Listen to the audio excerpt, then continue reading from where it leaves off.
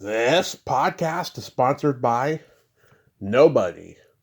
Hey dudes, welcome to Splat from the Past, the only 80s themed horror and sci-fi show where things can get totally radical.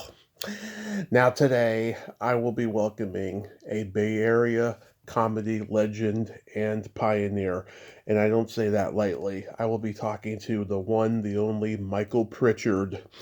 Man, Michael, he was one of those guys, along with Robin Williams, past guest Steve Pearl, Rick Overton, Warren Thomas, these kind of riff style comedians that were just so manic and loony and wild on stage. I mean, he had a very distinctive style when it came to stand up, and it's going to be great to have him on today.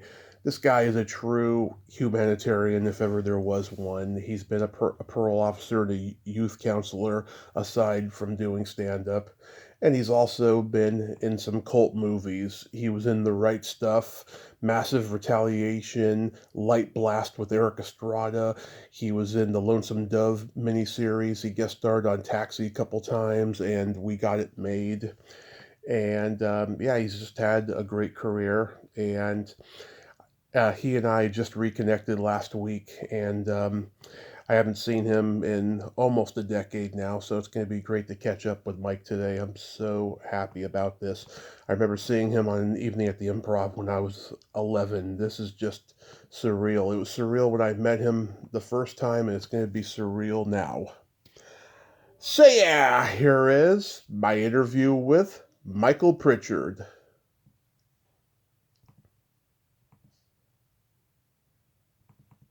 Hey, Mike, welcome to the show, sir. How are you today?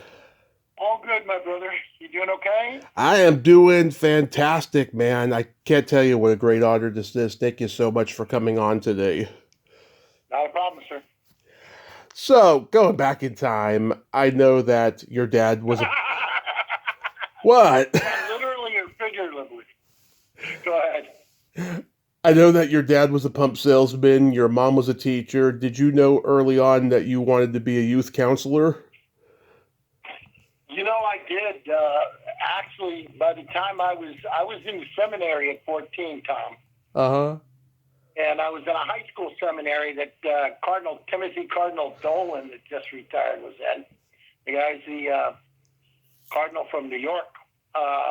At that age, early on, I was a good kid. I was a nice kid, but I was a wild kind of ADD kid. Can you imagine that, Tom?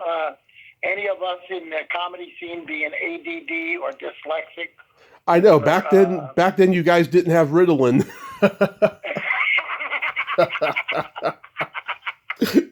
Perfect. Yeah. Yeah. So, like, you had a degree in social science. Were you on that path at one point?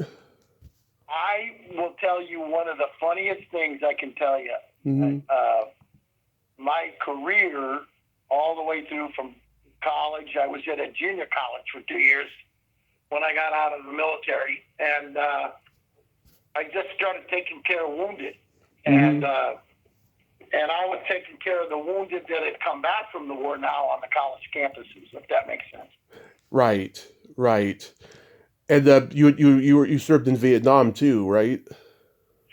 All I did was flying in and out. We were in an air medical evacuation unit, but you flew into Tonsanut, Cameron Bay, Dak To, and there was so many wounded. It wasn't even funny. And your job, the main job, was to get them to Travis Air Force Base or Hickam or Clark in one piece, Mm-hmm. still breathing. And a lot of them were pretty badly wounded, sir. Wow, God, yeah. I mean, everything that we saw on MASH, even though that was Korea, I mean, was it pretty accurate? Was completely accurate because in those days we got better at taking care of what you call triage, and that's what I was trained in.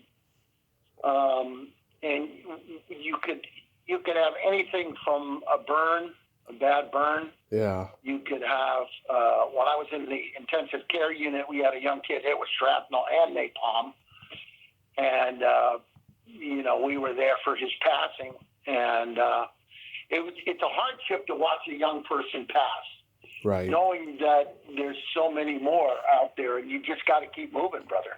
You just got to keep moving. Right, right. Did you know early on that you were funny? You know why I knew I was funny, Tom? I have to say that because when I was working with wounded patients, and I was a sergeant, and so I was making them laugh all the time. And especially with severe wounds, one of the outstanding skill sets of a good medic is the serenity of calm and the humor of hope. Oh, that's a beautiful statement, Mike. That really is. Were your parents funny? My mom and dad were both very funny. Big Irish Catholic family, a bunch of boys. We were wild Catholic school boys, and I was the class clown all the way through elementary school. I was always getting in trouble, but my mom was a school teacher Yeah. at the Catholic school that I went to, and it was hilarious because she was. I remember one day I told this story. The nun was walking past me. She's friends with my mom. Mm-hmm. She whacked me. I was in 8th grade. Whacks me on the side of the head pretty hard. And I go, what was that for? She goes, I'll think of something later. God. It was a lot like that movie, Going My Way. Mm-hmm. And my dad was a coach for the football team, and all my buddies still keep in touch with me because my dad was like a Vince Lombardi for the 7th and 8th grade boys. Great guy. Really nice man. He had been an Army officer Mm-hmm. in World War II, and he trained people in bazookas. Wow, that is amazing. And how many of you were in the family? Well, there was 4 boys, and then we adopted a kid for a while, took him in, and we were taking care of him for Catholic Charities until he got a little better. He had a rough patch. But that's where I learned the importance of foster care, and I actually gave a big speech to one of the probation officers I worked with, Jim Ganaway, and he ran the Annie Casey Foundation in Boston, run by the folks that did UPS. Mm-hmm. And they were the big UPS firm, and they had the Annie Casey Foundation to adopt and or have foster care kids. And I spoke there at their annual thing, and I had a great time. And the kids were great. They were just fantastic and getting up and speaking. They were raw with vulnerability, but wisdom comes from pain. That's the line by Dr. Martin Luther King, and also by Bobby Kennedy said, with every drop of pain on the human heart, wisdom grows. I totally agree. Did you watch comedians on TV when you were a kid? Oh yeah, absolutely. Yeah, my favorite was Buddy Hackett. I loved. The weird part is, Tommy, picture this: I got to work with them. Mm-hmm. You know, I mean, I was in Vegas working with a guy named Joey Villa, who was best friends with all the old school guys, and I opened for Diana Ross. Yeah. And a lot of the mob guys I grew up with in my neighborhood, they all showed up in Vegas because their families were kind of running Vegas at the time. I've had the most blessed life, Tom, the most blessed life, and knowing that it all began from my faith and my belief in love and compassion, connection to other people, and helping them. That was my whole comedy career as well, and it took me to places. I mean, including I opened for the Pope.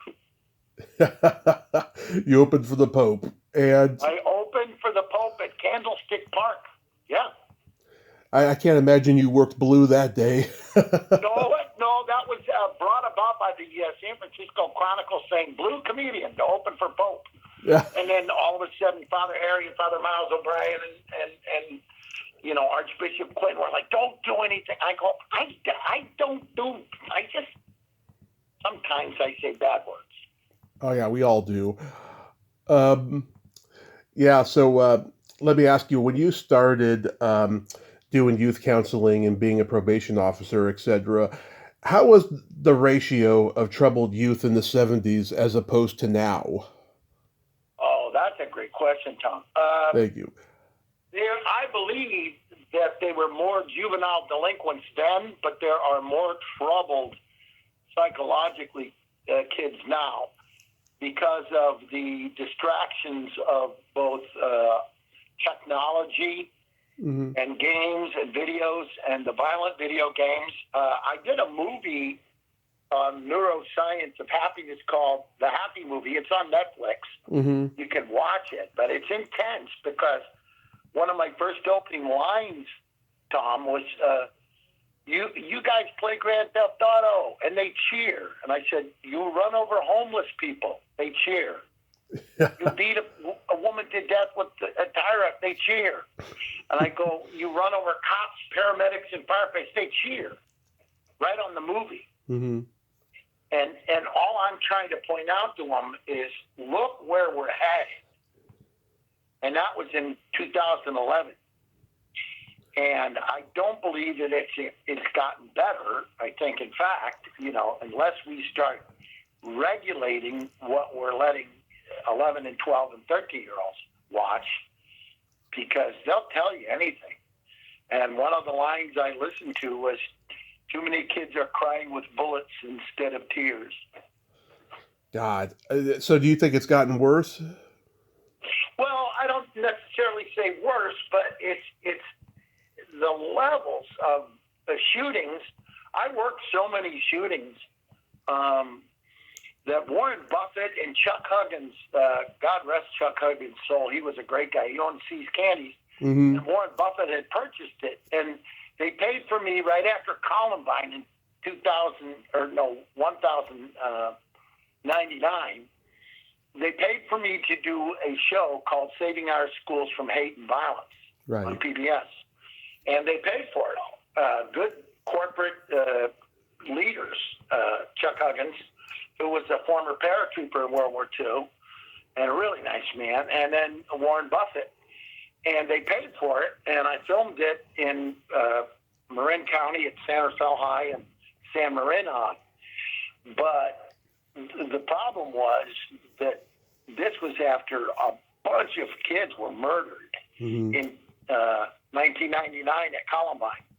Right. And we've had an increase in number of youngsters killed from school shootings, and it's off the charts now, including usually once a week we have some incident of a kid coming to school with a gun. God. Yeah, I mean, thanks to the internet, we've become more aware and understanding of growing up with narcissistic parents with very bad issues. I mean, you must be happy at least, people have become aware of that now, and it's a step into the right direction of rectifying things. Absolutely. People are wonderful. People, parents and kids and people, they really are wonderful. When you call them to the spirit, when you call them to the soul, when you call them to the heart. There's a great line by Mother Teresa. She said, if you judge people, you'll never have time to learn to love them. So don't judge them. Try and help them and find ways to educate them and lift them up and shift them and gift them. I think my best line was by a great teacher named Helen Keller. She said, they said, well, Miss Keller, it must be hard for you to be blind. And she said, well, it would be if I had no vision. We see with our hearts. We want people to see with their hearts. And people need to drop back into their hearts, Tom, and right. Especially on the comedy scene. When we started out in our comedy scene in the late 70s, early 80s, right. We were all so supportive and loving of each other, taking care of each other's hearts. And when there was a tragedy, we bonded together and helped. Now, I'm not saying there wasn't competition.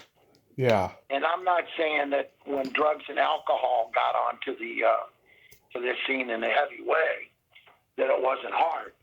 It's just that one of the big gifts that we got, Tom, the big gifts, was that we had a sisterhood and a brotherhood that built Comedy Celebration Day to excellence. I couldn't stand my generation of comics when I started in 2006. I just thought everyone was so full of themselves and high maintenance. Your generation of guys that were still around, they were very good to me, but my generation, very few and far and in between. It's only gotten worse. We see it, uh, we see it, we hear it all the time on podcasts now. It's so, us versus them, so divided, that the comedy scene, it feels like. Well, that calls for that term that I always used when I was talking to young comedians: ICE, intervene, confront, enlighten. Right. Make them know what they're doing, the consequences of having no friends by the time you get to the top. And I used to make them sit with me, all the cold and ruthless ones.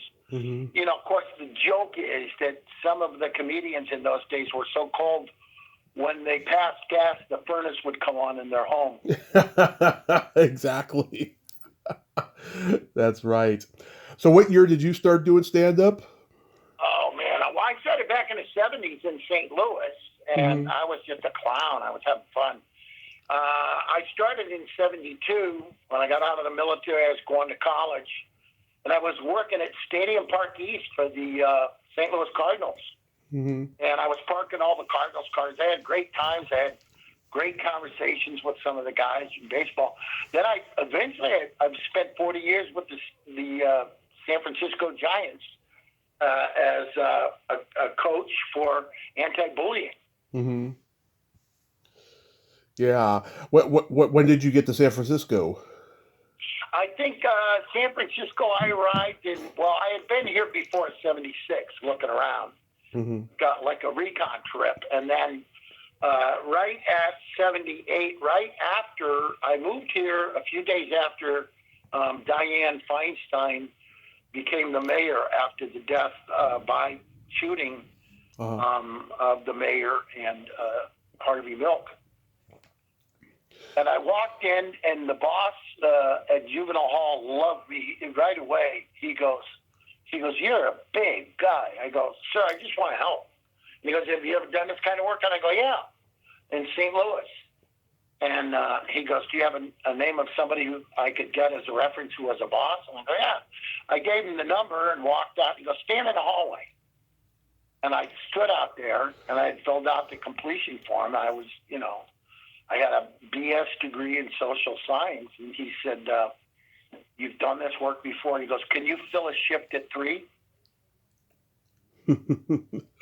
Yeah. So when you got to San Francisco, was the first place you played the Holy City Zoo? Oh, yeah. Well, that was one of the kids. I worked in maximum security with really hardcore kids. And one of them goes, "Hey, big dog, you need to go down to the Holy City Zoo on 6th and Clement. There's some real life clowns down there, just like you. They're funny. You would fit in so big there." I went down. Robin Williams, Danny Glover, Whoopi Goldberg, lots of really kind people that I met there. Aunt Becky, who ran the zoo then, and my wife and Keita Bill, they helped run the zoo in those days in the early 80s. And it was a remarkable time. There was a Papaya Juice, was the improv group with a bunch of really nice guys. They were more theater people. Yeah. That made them a little nicer, Yeah. Comics can be very competitive, ruthless. But Very. I made friends with everybody. I had such a fun time. And I was goofy. I mean, the great description was by Joel Selvin. He goes, "Michael Pritchard has absolutely no material, but he throws himself around the stage with spastic abandon, like a lunatic, like a psych ward escaping." But I started laughing so hard at his insanity, I couldn't stop, and the crowd joined me. Mm-hmm. Yeah, were you still doing it even then? The kind of manic riff style that you're known for. Yeah, I was. That was. Well, I like to just engage people, especially the kids. Yeah. Because if you had a kid in for murder, rape, arson, self-destructive behaviors, the one great hope that each and everybody gets is to teach that, two things I taught them. Fear is forgetting everything's all right. So find the amenity of serenity. Try to calm down. And the second thing is laughter is hope. And most people are devoid of laughter because most people in prison and jail are devoid of hope. And that's why hope is such a useful tool. It's like a key to a prison cell. And that was the poem I used to tell them all the time, Tom. Two men stared out from prison cells. One saw mud, and one saw stars. Yeah, because I always say Robin, Rick Overton, Steve Pearl, you guys were all like the pioneers of that kind of riff style, and Yeah. you guys did it all in your own different ways, but it was something that like San Francisco comedy was pretty much invented. Yeah. Well, in a Carvey, that was Yeah. Marsha Warfield, because we were being in San Francisco, you could be Yeah. in L.A. You were supposed to do joke, laugh, and it was called LPMs, laughs per minute. Yeah. So you were hiring the writers to give you jokes to deliver so you could get on the Carson show. And I was very blessed to be one of the first people on the Johnny Carson show doing that riff kind of humor, which was fun. I know you did it before Robin did it. Yeah, God, that must have been just nerve-wracking. Like, did Jim McCauley see you at a club and then ask you to come on? Jim McCauley was so nice to me. Yeah, he came to the Holy City doing it with the set, and he was trying to make me into something I could not accommodate him for. He was a good guy, really nice guy. I said, Jim, it's not what I do. I said, don't have me on the show. It's okay. Yeah. And he goes, no, you're coming on the show. They're going to sign you a contract. Well, they had seen me, Tommy. I was on an episode of Taxi, Mm-hmm. and I played a gay disco dancer who danced with Judd Hirsch on that episode. It's still up on YouTube under Elaine's Strange Triangle. Yep. And talk about neurodiverse. Mary Lou Henner is a genius, and a comedic genius, as well as a comedic actress, as well as a super genius neurodivergent. She can remember things from way back. In fact, if you go on YouTube, any of you folks listening in, and you listen and put up Mary Lou Henner on 60 Minutes, they'll be stunned at what a genius she is. Oh, yeah. I saw her at Robin's funeral. She remembered everything about that day. I could not. Yeah, she can remember every waking moment of her life.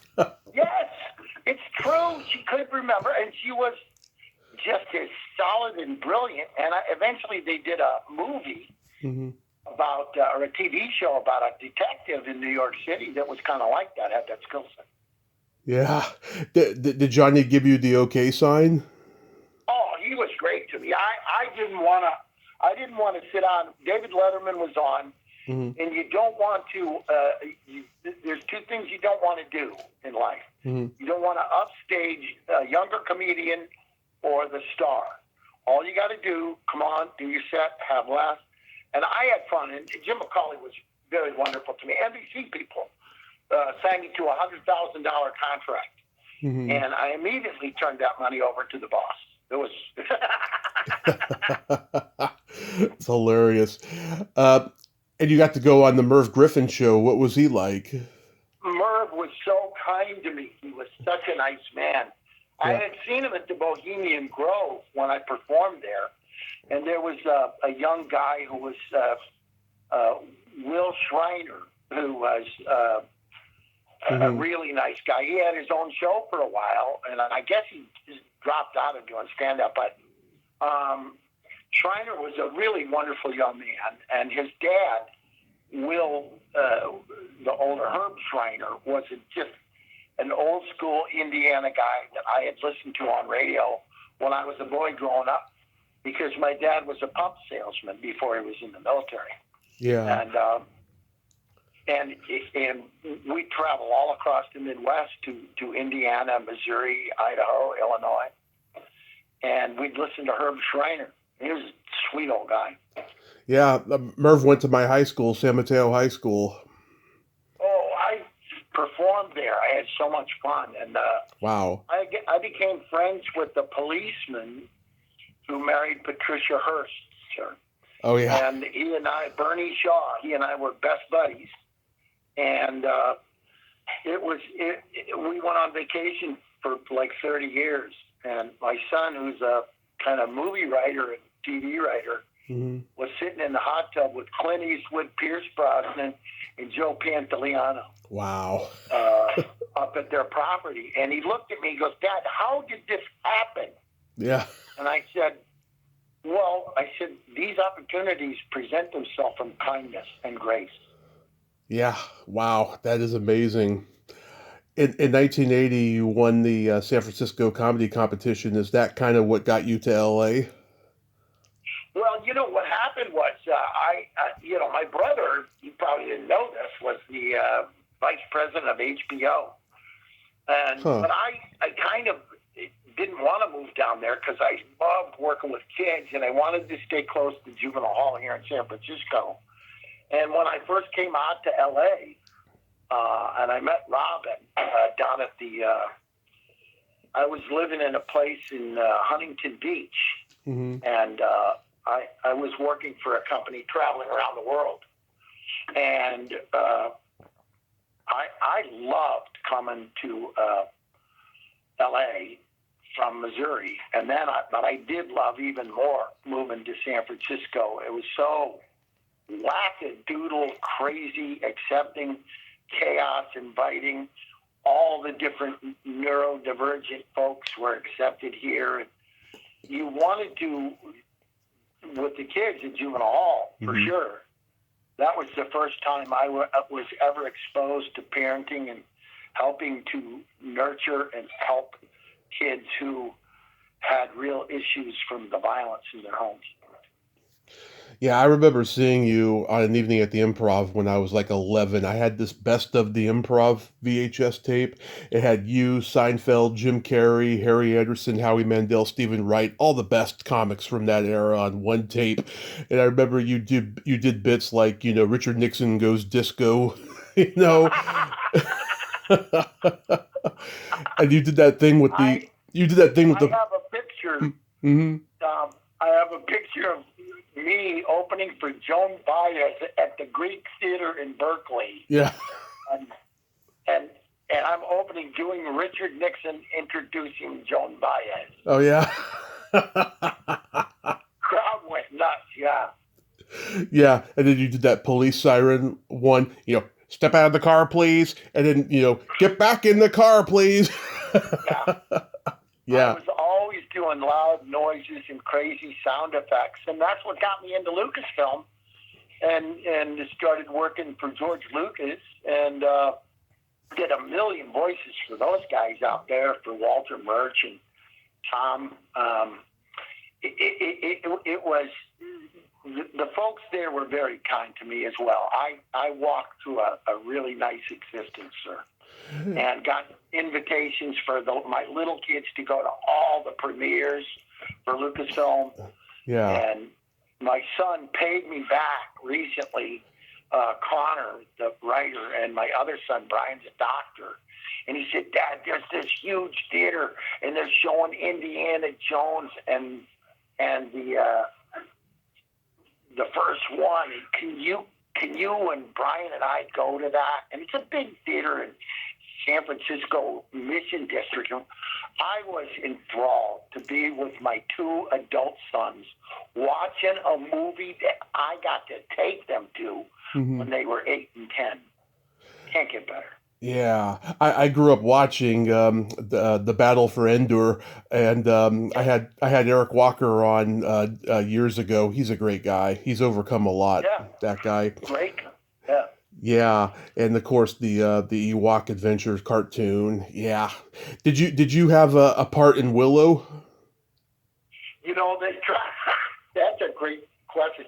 Kevin and what I loved was Kevin Pollock. Yeah, and Overton. Rick Overton became the big guys. And I was laughing so hard when they had me come in, but then George was wanting me to film something about Edutopia first, Mm-hmm. so that it was a template for Robbins to follow. And then later on, he did one called Lessons from the Heart on Edutopia, which was an amazing, it was an amazing honor to watch how they explain my life to other people and what I do and where I go. It was really great. Done by a guy, the producer out there was Ken Ellis. Nice. He was at Edutopia. Then I subsequently narrated a ton of films at Lucasfilm and kept doing the Ewoks adventures and all that stuff. And, and then the template for, one was The Sun King. And it was me going, dude, I was out there, Daddy, raised. It was like, oh, dude, you can't believe that. Now, when you guest starred on Taxi, did you see any crazy antics from Andy Kaufman? No, that was such a great question. But you know what he did to me on Evening at the Improv? Uh-huh. My wife was not very happy, but he was quirky. That would be the way I would put it. I'm not making this up. People could look this up and hear about it. Mm-hmm. Hoffman brought up, God rest his soul, Mm-hmm. I think he was pretty conflicted. He brought up people from the crowd dressed in, literally dressed in mink stoles and stuff, because this is still the 80s, Mm-hmm. to touch a boil on his neck on camera. Wow. Wow. And I followed that, brother. I followed that, and I spoke very much about all of the things that I was seeing.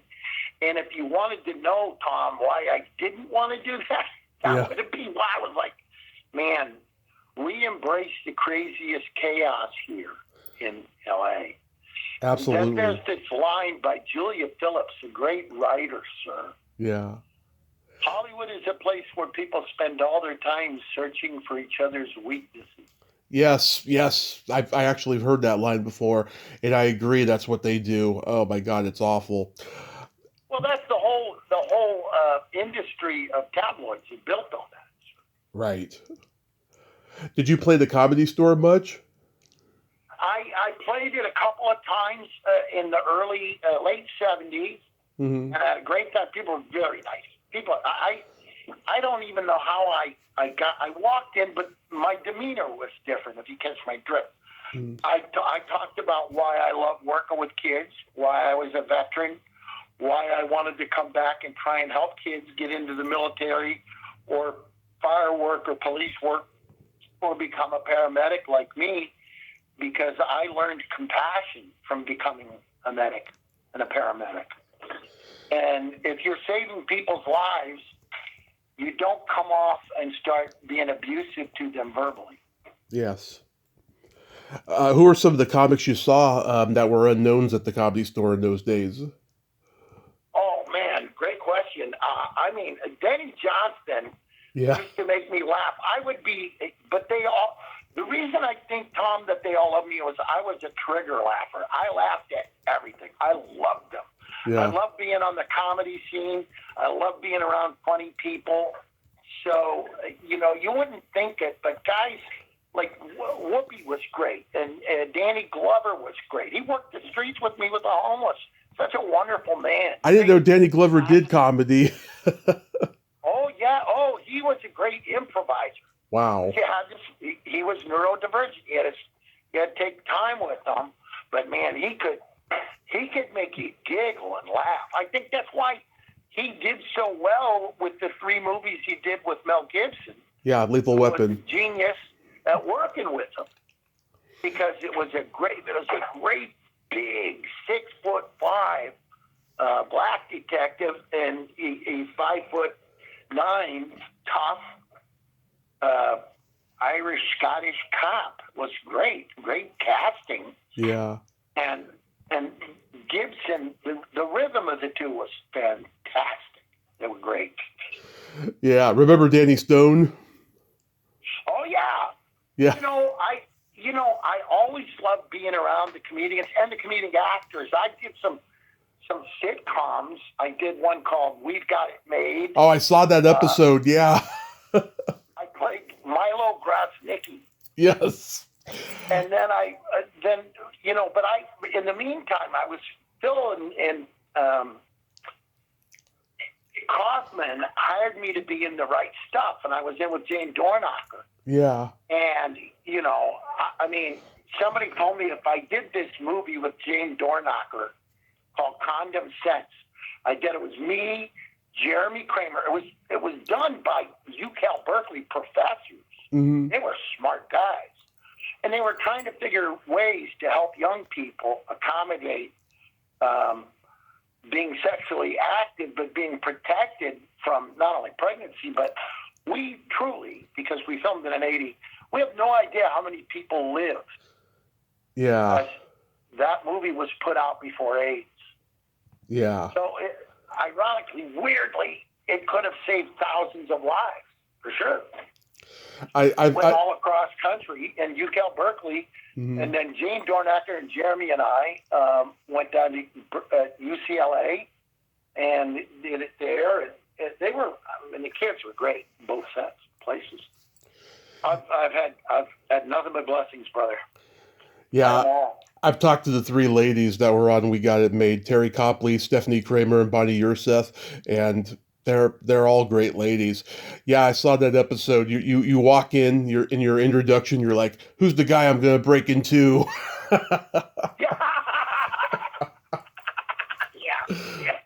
Yeah. And what's his name? Tom Villard. He's like, this is like a meeting with Billy Martin and George Steinbrenner. It was great writing. And, a lot of times when I was on those kind of things, I was like just going through the day. I was not a trained theater actor.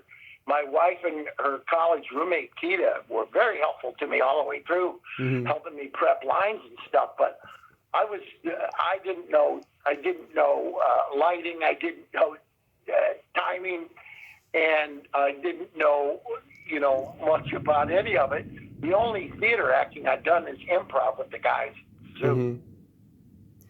Yeah, I mean, it seems like you fell into acting then, Well, and I did Father Guido Sarducci's Vatican Inquirer. It's on YouTube, mm-hmm. and it's a great. I played Archbishop Emmett Mooney, his boss. Yeah. And there were two guys on it with us. Very sweet. One of them was the mayor of Munchkinland, Billy Curtis, and he was the nicest man. Oh yeah, I remember he did. There was a Father Guido Sarducci Goes to College Showtime special he did, and I interviewed. I interviewed the legendary Steve Binder, the great TV director, directed the Elvis '68 comeback special and stuff. And I brought that up to him, and he was like, "Oh my God, nobody ever brings that up to me." And he was happy to tell me stories about it. Oh, Binder was a great guy. He did comedy for a while. He's a nice man. He's a very nice man. Yeah, and he's still sharp. He's 93. He's still sharp. He's just a great guy. To be a part of an iconic sci-fi classic like The Right Stuff, I mean, that has to be the hugest career highlight.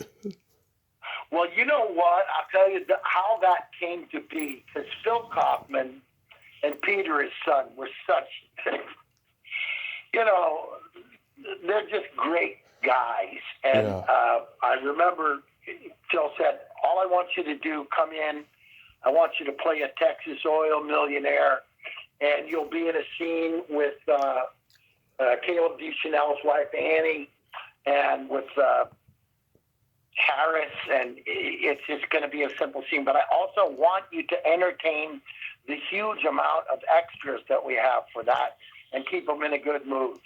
And I said, Phil, I'll do anything for you, whatever you need. So I did a big comedy show, about a 30-minute set in front of the crowd of extras. They were happy. I was happy. And Peter Kaufman walks up and goes, "Hi." He goes, how do you do all the stuff that you do? You're like a part-time cop and a part-time comic and a part-time priest and a part-time counselor. He goes, where does all this come from? And he goes, then you're doing voices and stuff. I go, Peter, I have no clue. I'm an idiot. I went to Catholic school. That's pretty much the explanation. Yeah, Kaufman notoriously got fired from the outlaw Josie Wales, and he wrote that movie. He wrote the movie, yeah. But he was such a great soul. I liked his movie, The Wanderers. That was great. Oh, that's a great movie. That's one of the best gang movies ever, in my opinion. Yeah, me too, because it was historical about what the New York street gangs were like in those days. And I happened to be working on PBS back there and filming when some of that stuff was going on. And I worked with some really tough kids in Brooklyn and the Bronx, and it was a harder life in those days for the kids. And I did the high schools and the middle schools back there, and in Philly. Oh and, yeah. What a great thing to be sitting in a rocking chair with all the grandkids playing on the floor and thinking about all the things I got to do, Tom. All the things. Being with some of the most brilliant comedians like Robin and Dana, and watching improv actors like Joe Sharkey. And I still sit around and sing Joe Sharkey's songs. He's long gone, but he did a whole routine where he'd go, and now, ladies and gentlemen, the actual words to the theme songs on TV. Harry Mason, he always gets his man, but he's too fat to chase him. Love it. And then he'd go, we are the men that ride the Ponderosa. One of us is fat and one is bald. That's Bonanza. Yeah. He would it. do all these, and we would be howling, laughing. And, I remember bits like, Mary Lou Henner. I remember bits from guys going back, like Bob Sarlott, who was hilarious. Oh, yeah. And Sarlott was on stage doing The Rifleman. And he would go, he goes, did the Rifleman have an orchestra in his underwear? Because when he'd start looking, he'd look, bum, bum, bum, bum, bum, bum. Bum, bum, bum, bum, bum, bum. And then he'd move his head real fast. Bum, bum, bum, bum, bum, bum, bum, bum, bum, bum, bum. Love Perfect it. for the UCal Berkeley football players. Anything stand out about making Massive Retaliation? Oh, I have to tell you, I had so much fun because I was talking to like superior people. Like Mimi Farini and I were really good friends. She and I did so many shows for Bread and Roses at hospices, at juvenile halls, at prisons and jails. The first time I ever knew my brother respected me. He goes, You're in Rolling Stone. I go, Jim, shut up. I'm in the middle of trying to help a kid. What? He goes, You're in Rolling Stone. You and Mimi Farina and Boss Skaggs. I go, okay, calm down. Why? And he goes, it's from that show you did at San Quentin. I go, oh, okay, all right. Hey, have a good day. I gotta go. Bye. That was his idea. The most important thing that could happen to you is to be in Rolling Stone. And Mimi and I became friends, and all of the folks at Bread and Roses, even to this day, 50 years later, I'm still doing shows for them and loving it. Yeah, that was Bobcat's first movie, too. Yeah, it was. Bobcat was awesome, and he's still in that boy. And it was great. And we were in it with Johnny Weissmuller. And I did a ton of movies with Johnny Weissmuller for George. Johnny Jr. Yeah. Yeah. He was in George's first movie. He was in George's first movie, THX. Oh, yeah.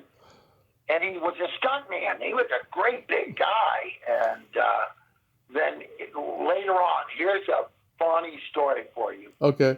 When we were in the Ewok movie, Wilford Brimley was in it. Yeah. And he he was diabetic, and he got a little cantankerous towards the end. God rest his soul. He's such a nice guy, very nice to me. But I'm in this giant suit with Johnny Weissmuller Jr. And it had a head, and I had a bone through my nose, and I had my 2 guns, and I had a fight with Johnny Weissmuller, and we killed each other. Yeah. Now we have to lay down on the floor, and the producer walks over and goes, Mike, can you spare me? Can you cancel everything you got going for the next 7 days? And I'll pay you like $1,500 a day for 7 days. And I go, well, yes. I got to lay on the floor and wait for craft services, Johnny Weissmuller and I. And we didn't have to do anything but be dead bodies. We're making $1,500 a day. That's like $10,000. When I gave that check to my wife, I was like, I don't believe it's like money for nothing, right? Yeah. So, but during it, Wilford Brimley, who was really a nice little guy, he was a Mormon. Yeah. And he's tough and kind, and he loved me. We had fun all the time, and we had a bunch of young basketball players playing the Marauders with us that were there. And Wilford got mad at late afternoon, and he goes, I've seen barroom brawls, cattle stampedes that were better organized than this movie. Now somebody's got to get a move on and get this thing shot. And everything is real quiet, and I'm laying on the ground, dead, with 2 pistols in my hand from space, and a bone through my nose. And I was the only one who had a voice-activated system. So I went into a high-pitched, squeaky voice, and I went, gee, Wilford, you're going to have to say how you're actually feeling without holding it in like that, or you might implode. Yeah. And the crew went nuts laughing. And he walks over and kicks me in the gut and goes, shut up and be dead, pricks. Love it. That's great. How was working with Eric Estrada on Light Blast? He was another guy that I always felt like I was around Saint. He was such a good guy. And there were great moments with him. And he went on to become, a great reserve deputy sheriff up in Idaho. And he still does it. And he was a great guy. I told him, I said, this is for you, brother. This isn't just about, you can make a difference in kids' lives because you have been a star and you have done these things. And one of my big intentions, Tom, is to go out and teach kids that, it's one thing to be a movie star and be in theater and music and art and dance. It's another thing to teach how to arrive there and how to be able to leave there happily and with great fulfillment and respect from your peers and practice kindness and grace all the way through. How was the Lonesome Dove experience? All of the stuff that I ever did on all of these things, I think that one of the great gifts you get is, this has been my experience, all of it. I felt sorry for people all the time. I don't know how to put that. You would think that once people had reached acceptance and large salaries, they would be at least happy with themselves. Yeah. But I found that a lot of times there was, I don't know, did you ever see that movie that he was brilliant in it? Leonardo DiCaprio played in this movie with he played a cowboy in a cowboy show, and he had a meltdown, and it's Once Upon a Time in Hollywood. You sure it's that one and not Django Unchained? Because No, this is a different one. This is because I know he had a meltdown in Once Upon a Time, but in Django he went completely batshit crazy. Well, but see, this is what we do to people, brother. We're not just actors. There's I think that if you think about the neurodivergent, brilliant actor, that many of them need close friends that love them for them. Right. And that when and see them for that vulnerability. Nobody accepts that vulnerability. I have a lot of friends who are vulnerable actors and great rock stars and singers and performers over the years that I've spent time with, talking to, and praying for and praying with. And one of the things is when he had that meltdown, we were in a theater, I can't say who, was with me. And I said, I can't imagine taking care of an actor having to go through that all the time. Yeah. And the person with me said, hey, let me tell you something. Try it for a bunch of years. Wow. I cried. Because I thought, if you are that personal assistant, if you are that friend, if you are that person who's always taking care of somebody and you have to keep them prepared and up and dealing with their vulnerabilities and their idiosyncrasies and their foibles, it's a really hard job to be an agent, a personal assistant, or an attorney for one of these people if you love them. And indeed, if they are those brilliant actors and stars, you, by God, should love them enough to help them. And if you're looking at it indifferently, that's my favorite quote by a great writer. Hate is not the enemy of love, by Elie Wiesel. Hate is not the enemy of love. It is yet more indifference. Right. So are you mostly retired from social work these days? No, you can't do it. I just did it. I was with my son, Connor. We were teaching 8 to 12-year-olds how to do comedy writing. It was hilarious, It's we were up in Petaluma at Copperfield's Books, but I do engage in helping people, and I have pushed away a lot of it because you have to be very careful. Because and this is important for every comedian to know. What's the difference between a codependent and a pit bull? What? Eventually, a pit bull will let go. Yeah.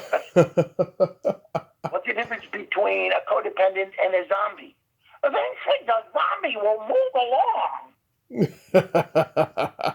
Yeah. If you spend your life trying to make everybody else happy, it's rare. But that's why I love when you're the unfiltered truisms of stuff with kids is so funny, Tom. I had a kid who goes, and I was cracking up. It did make me laugh really hard. I go, do you think you're a little bit maybe too hard on yourself? And he goes, well, I am, but I try not to take it personally. Yeah. So, I mean, you still probably have kids, to this day, thanking you for helping you save them. I will tell you, that's what makes me weepy when I catch one of them and they're talking to me about what I did for them. And I try to hold my mud until I walk away. But then it is absolutely the treasure of your life, these words. And also, children teach every day that you're with them. I had a kid, but my little grandson, I love him very much. He's Russian, Irish. He's a great, brilliant little guy. Brongazmos Dmitrovich Bakinin. And I was sitting with him, and I was telling the story to this little boy who goes to school with them, and he's a nice kid. And I said, thanks for being kind of protective of him. I said, I know you're a tougher kid. You're from New York and a good kid. And you protect the kids that are vulnerable and good kids. And he goes, Mr. Pritchard, have you ever noticed that there are a lot of kids and people that are very lonely deep inside themselves?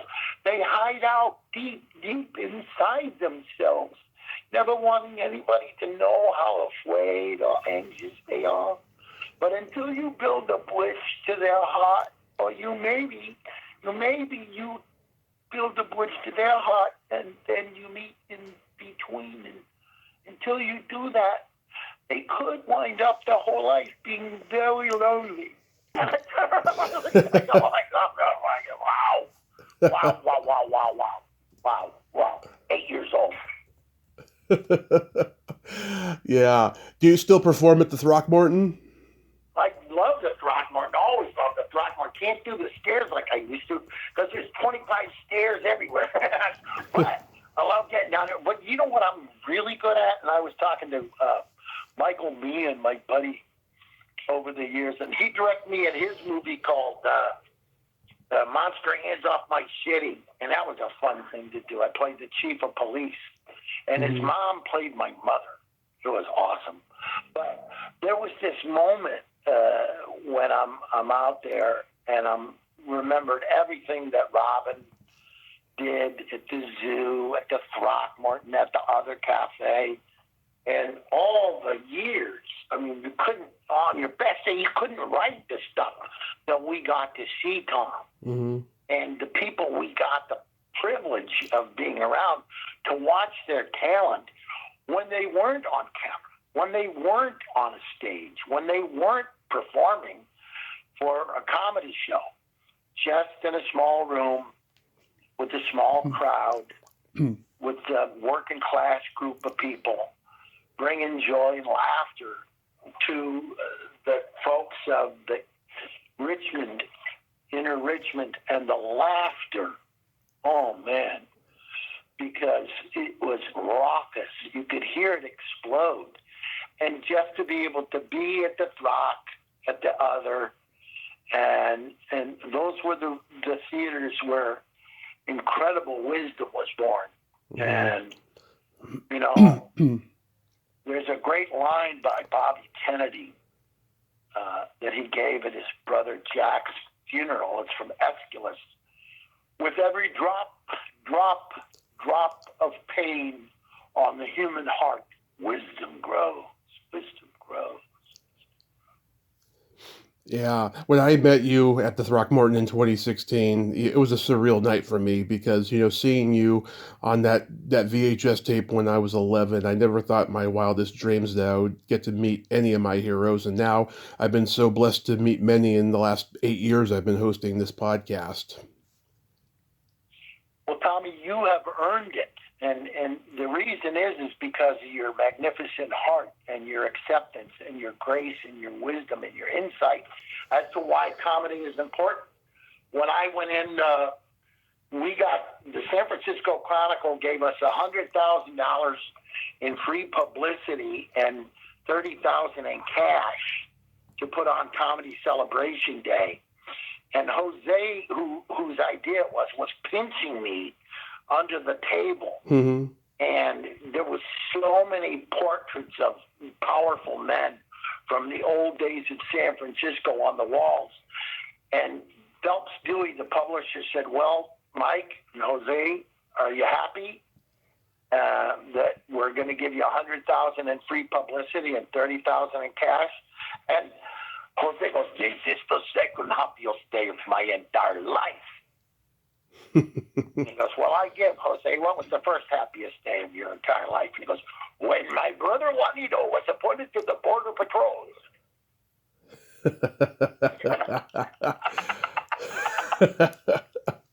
It was one of those great boardroom meetings.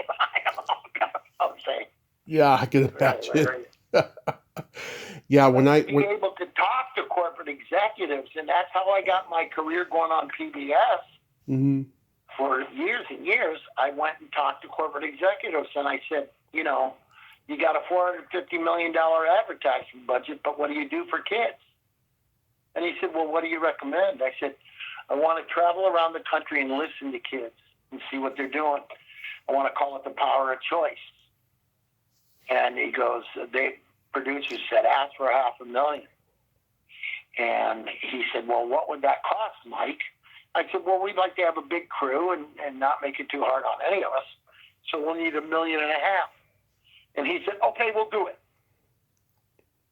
What that teaches you, Tom, is yes is out there. For all these people listening in, mm-hmm. live your dreams by presenting situations that make everybody win. everybody wins when everybody wins. When all of us have an opportunity, and I went on to get $2 more million out of that same corporation for the next 2 series, big changes, big choices. Mm-hmm. And one of the kids on the show became a billionaire. And you never know who you're helping out. So help everybody. And you never know who they're going to become. Hell, when I was down in San Mateo at Rotary for Camp Top Gear, Mm-hmm. this kid named Tom down there tossed me a pass at the Camp Top Gear in La Honda. And I dropped it. And he goes, lineman. I laughed. I go, shut up. And I go, what's your name? Tom Brady. Oh, yeah. Yeah. I just spoke at his high school at Sarah High here recently. I love the kids were great. Yeah. Yeah, when I had my car crash in 2015, I spent 30 days in a coma, and I woke up on my mom's birthday, and she said that when I woke up, I was talking about dying and going to comedy heaven, and I was greeted by Robin and Lucille Ball and Joan Rivers, and we went on a comedy tour of like watching comedy shows and being spiritual guides to comedians. And I have no memory of this at all, but I believe it did happen. And I actually told Lucy Arnez this summer when I had her on the show, and she said, well, you're so knowledgeable about comedy that, I wouldn't doubt that Mom and Robin and Joan, greeted you. Well, let me just explain something to you. When I was 18 years old, before I was in boot camp, I had a car accident, and I was in a coma, and I came back to do what I'm doing now, Tom, Mm-hmm. and with a completely different demeanor. But the guy who switched seats with me a minute before the accident lost his leg and his baseball career as he had signed with the St. Louis Cardinals. I was thrown from the car pretty long distance. Don't remember getting up to go get help, but I did. Don't remember being, in a coma for 2 days and being brought home in those days, if you didn't have money. Mm-hmm. And I had just lost my father. It scared my mother and brother to death. But I laid in bed for 3 or 4 days from the concussion. Mm-hmm. And I had a near-death experience and was brought forward to see the work that I was going to do. And it was kind of unreal, because when I was up in a balcony giving a speech in Macon County, Georgia, Mm-hmm. and I only remembered it. They call it deja vu. The term for this, what happens to us, is tachypsychia. It's a forensics term. If you've ever been in a car accident, fire, shooting incidences, or major weapons discharges, you can have time slow down. So look that up, Tom. It's called tachypsychia, which means time in the mind. And what happens from that is that you remember things and have peekaboos. They're what you would call deja vu moments. And so I've had many deja vu moments where I knew my angel guardian was with me all the way through and brought me to these locations to see what I would be doing. And then I'd go back to my body. And I did. And this is where I am at 76, sitting here with you, talking about something that you experienced and what it did to you, but it's the same thing. And many times you become prophetic and wise and kind and thoughtful because you're given that second opportunity. That's so wonderful. I'll check out that word. Do you have anything upcoming? No, I'm just gonna keep doing stuff like this and trying to uplift the human spirits in my neighborhood, the kids, and I try to get out. I'm still on a bum wheel, and I'm dealing with all that. And I always loved the line by my son, the doctor. He goes, Dad, with your love and disposition and your kindness and compassion for people, you'll live to be 100. Just don't fall. Well, some mutual friends say hi. Sydney Penny says hi. Oh my God, I love that kid. She was the best kid. I did the movie for Charles Schultz. He was nice. Rocky Schultz was so nice to me. Oh my God. Yeah. And Lee, the guy that Mendelsohn, who was the guy in Yeah. Gordon Jump. Well, if you do talk to Sydney Penny, just tell her how much I love her. She's the greatest. She went on to be a big star in Clint's movie. Oh yeah, Pale Rider. We talked about that again last week on Friday. Actually, I told her you were coming on. She's like, "Oh, please tell Michael I said hi." Oh, she's the best. And she and her mom were great people, and her dad. They were great people. And Paris Petrick says hi. Oh, the best. Yep. The best hairstylist in all of Napa. We talked about you when we had dinner a couple years ago, and I was just so happy that she knew you. She's one of the best people I know. Absolutely. Saintly. What we're going to do, I think, this would be good, Tom. We're going to build a statue of her and shoo the pigeons away. Oh, she's going to hear this and she's going to love that. Mike, thanks so much for coming on today. Please. Just take a second here, Tom. Yeah, please continue. Go ahead. I want you to listen to something. Uh-huh. God, keep helping Tom do his work, lift up people, keep them laughing, keep them interviewing people, and keep those people that are coming into him lifting up the hearts of others. You don't stop laughing because you grow old. You grow old because you stop laughing. Thank you, Tom. Have a good day. Thank you, Mike. Continue being the amazing person you are. Happy holiday season and be safe. Thank you, sir. Thank you. Bye-bye. Well, there you have it. Michael Pritchard. Oh, my God. I just love that guy. He is amazing. Like I said, he is a true humanitarian, and he is loved by people, and he loves people. And that was a wonderful, wonderful talk that we had. I just love all the rabbit holes he took me down. That was fabulous, because that's Mike's style. That's his comedy, and that's, what he does. And he's just the most amazing person. Well, until next time, this is Tommy Throwback Kovac saying, there's no shame in living in the past because the present sucks. Later, dudes!